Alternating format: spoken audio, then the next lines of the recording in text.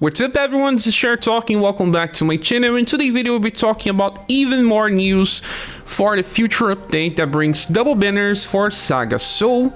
There is SaGa Soul Ruby that brings unlimited SaGa characters, and then SaGa Soul Natsuwager that brings a mix between different games.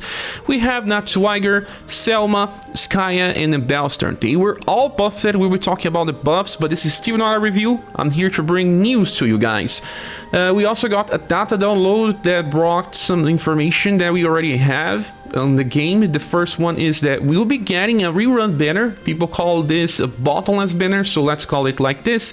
But there is a different cutout this time. There are plenty of different options here. I don't know if you can see all of them now on this picture because I am not seeing Halloween Princess White Rose. Maybe she was removed because she returned other times.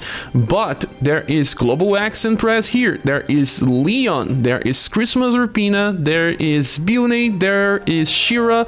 There are plenty of different styles that can be interesting for some people.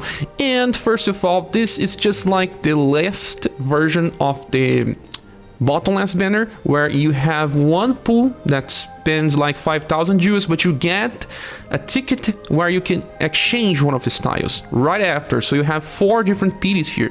I don't know if they will increase the drop rate. It was only 5% last time. I wish it just increases to 10%. That would be amazing. So the banner is nice, and now we got also a free version of it, and that is amazing for people that want to, because we got the first pool free. Then you do 3 pools and you get another one for free again. So maybe you even be lucky and get something good for free here. So it still requires 15,000 medals to PD by going for the free route, but it's good for those that have plenty. There are also more pictures. We have a new event called Vroom Natsuwager on the Rampage, where you see some characters riding different animals. This is something pretty fun. Look at the background images. Yeah, nice. Then we have the new round 3 grand opening login bonus. This is not a home screen bonus, so we get this just by logging. Then there is the return of Cave of Holy Stones. This will be 3 days later, on 20 of this month. Then the last thing is this picture. We will be getting an accessory for the return of World Tower. Yes, World Tower is returning, guys, and they added a new stage. You can go as high as 301 floor. And if you clear that, you get this accessory that increases resistance to all status elements by 20. It's a proof that you reach at the end. I reach it. I will try to get this as soon as possible. It is a nice thing, since we don't get gems. At least we get something that doesn't really affect the game. It's just an award for people that went as far as the top. So the best thing about returning to World Tower is that free gems. We get as much as 9,000 for gems just by reaching the last stage. Of course, not everyone will be able to, but they give more gems on the start, so many people will still be able to get plenty of free gems, even without going for the hardcore stages. We are now on Reddit, and once again, thanks so much Hands483 for your work. This is an amazing post, and I'll be using it because it also shows the values from the JP release. Global buffs all styles in some ways, so we can compare the differences now. We got an increase to endurance and dexterity, because her endurance was pretty bad. The dexterity is now 150%, pretty high value alongside agility. She also has very high will, so it seems that she's better used against enemies that use magical attacks than physical ones. But you can also use it on physical, but it has some gimmicks. The first passive means that she will negate damage for 4 times. She is still in this gameplay from Silver Emperor. I think that he's her father. So, if you are in a fight where the enemies attack with AoE, this will not work well. If there are multiple enemies on the field, this will not work well. It's made for fights where the boss has more single target attacks, and we'll just focus on her. Maybe for 2 turns she will not take damage and serve as an off tank too, but then after that is over, it's not so good, because she has a passive that relies on having full HP to increase damage. I don't know why not just not give her fard up 6, but no, she has to stay on full HP, so this is just, it's a detriment to the gameplay. Then high battle tension gives her 20 more damage and plus 1 BP, so the max of 50% when she's on full HP, and that is risky. Well, at least her attacks are pretty nice. Skill number 1 is 1 VP and buffs her dexterity with deep power. This is exactly amazing. And the second one is 7 VP, 8 power this time, increases dexterity 2, and then after she uses this one, she follows up by using skill 1. So you buff yourself for dexterity 2 times, do very good damage that's equal to triple S with 7 VP, pretty close to triple S at least, and by buffing twice, most of the other characters that do 2 hits don't buff twice, so the next attack will do even more damage. I think that you will be able to use the first 2 attacks in max potential, but after that she is strange. She needs to, well, attack with skill 1 till she gets enough for 7 VP, and both 2 passives will be gone. She cannot self-heal, and will need support to stay on full HP, and that is not so cool. Then the last attack is an AoE Pierce and Blunt attack that buffs her dexterity. She does have some inheritance, even light speed plus from a premium style that I don't know many people will have, but there's also Singer, an attack that can be used by 6 VP. It's an okay AoE attack, but she cannot use this 3 times in a row. She has some flaws, I don't like too much the design, but I'll talk more about her in the review. Nebel's turn was buffed for STR, he gets 109% now. He's a spear user. Selma was a happier user.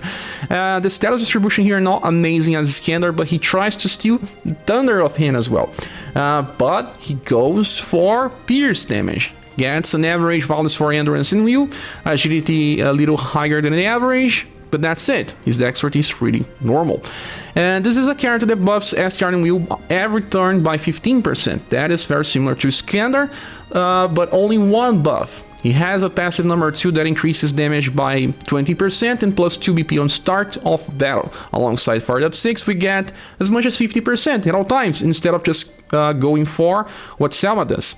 Well, I say all times, but when attacking weak targets. 2 BP allow him to do something very nice that I will explain on the review. He gets an S style that starts with Big Wheels Plus. This is a very powerful attack with 39 modifier and pierce damage that you can use on turn 1 with him. So this also allows Cordelia to get that, and I'll explain more later. This is one of the best amplifiers in the game right now. So the good thing is that after he uses Big Wheels, he can even use this skill number 2, that's an AoE Pierce and Slash attack. Well, you don't need the slash part since he's mostly just pierce, but it still works, and he can keep using, so he's a full AoE with a perfect cycle. The first skill is only C power with ST pierce damage. I don't think this is so cool, but at least allows him to have a perfect single target cycle too, since his skill number 3 is triple S Pierce and Slash attack that gives him morale up. This is also pretty similar to what Iskander does. You start with a nuke, get morale up, you can stay with skill number 1 or can use normal attacks, you can use skill number 3 again. Since you're getting STR, the damage just increases. So this character is now much better in global and actually works well, but it's more for those that are missing single target, pierce and AoE as well. Then the next one is Natsuwager, and this one is the car. It's actually a martial arts unit that gets 110% agility, a buff, and also increases the love. This character here can heal as well, so that's why they did this. It's not the highest agility or STR combination we saw in the game so far, but it's also okay. This character has to attack in the start of a turn in new waves. Like we get this, that increases 30% of the damage on the start of a round. Alongside Fired Up 6 means that he gets up to 60% increase in damage. This is pretty similar to what we saw in the past with the first Genryu. But the first Genryu can trigger 3 times in a boss fight. It's a better passive than this one, so it's actually old and not so good. And when used in boss fights, you're just losing this on turn 2. He also cleans and gets 1 BP on the end of a turn. This helps him do some cycles. Well, the first skill is a support one that he recovers HP, buffs his agility and gets self morale up. This is just so that he gets a little more damage in boss fights since he loses the second passive. Healing and buffing agility is nice since martial arts have high agility, but still the other attacks are not so nice since, I don't know. The second skill is a fast roll attack that's actually made for farming when we need roll attacks. It's not now, but the game will change in the future. We will need more roll and column attacks. This will be nice since it's fast and also buff his own agility. But let's say you are in a boss fight with roll enemies. I don't know, that may work. I just don't see the scenarios in my head. Then the third attack is a very strong nuke that gives 60% HP recoil, just like Dora. So the power is good, but he doesn't have a cheap AoE follow-up. And I can tell you that Rick, a character that we got in this manner, will do the same or even higher damage with double element. So yeah, not so good. I don't think this character has a real reason to exist in the way that he operates. Right now, at least, no. But it can work in the future by either nuke or skill number 2. You can use him if you are missing out on double S blunt attackers, but even musical Cordelia with her global X version can do good damage too, but then she just kills herself on the start. But that's almost like this guy, because he doesn't have a cheap AoE and he's gonna use a fast roll attack on turn 3. That's something that I want, I don't know, but he gets a future style. Then there's Kaya, and this one is a bow user, and she's actually a mage too, so she needs to focus on 3 status: dexterity, agility, and intelligence. Very bad endurance because of this, but goodwill. She has a first passive that decreases damage taken by 100% by 37% chance. That is the same thing with Oculus, with also Tukwai in the last version of Vampire Lady. The second one recovers HP by around 140s and also plus 1 BP when she attacks. This is very nice and better than the past version. The past version, she got 5 BP when a target was defeated, but it was also something that allowed her to operate similar to Bertrand, but she just didn't have enough power to kill units, so yeah, maybe this was far the best. Then we get 30% increase in damage at all times. That's what you get. It's not so bad, but pretty similar to characters that we already have. Skill number 1, it's a C power 2 BP attack that buffs on dexterity. Yeah, that's exactly nice. We are buffing when attacking with C power, so just by using this, you can get good damage without spending much. You can even save VP. Then the second one is something pretty unique. For 1 LP, she's just gonna do C damage, and then we'll also recover HP and BP for all surviving allies. HP, it's only to herself, but BP is for everyone, and she can use this 3 times in a row depending on the scenarios with someone like maybe Impress to get you alive. Will matter, but also grants guard up for a small effect 3 turns to all surviving allies. So there's plenty of effects: damage, heal, plus 1 BP, guard up. Well, I think that depending on the fight, if you need to just get BP to nuke in 3, 4, 5 turns, this may work, like in the last Ludwig event. Then the last attack is an 8 BP, B damage, AoE piercing slash attack that she can use it twice in a 3-turn cycle, and also debuffs agility when the attack lands. It's actually not bad, but it's small effect, so it's pretty similar to global X unit that can debuff 1 turn, the other one she skips, and then after that she just keeps cycling since she gets 4 BP. It's not bad. She gets dexterity buff. She wants to go for a single target. She doesn't have a nuke with this version, but she can gap from inheritance, and then she just goes here trying to do damage, piercing slash by also debuffing agility. It's not a bad character, not your main debuffer, but a character that brings some utility as well. There will be more characters that will do something similar like this, giving plus 1 BP by spending LP.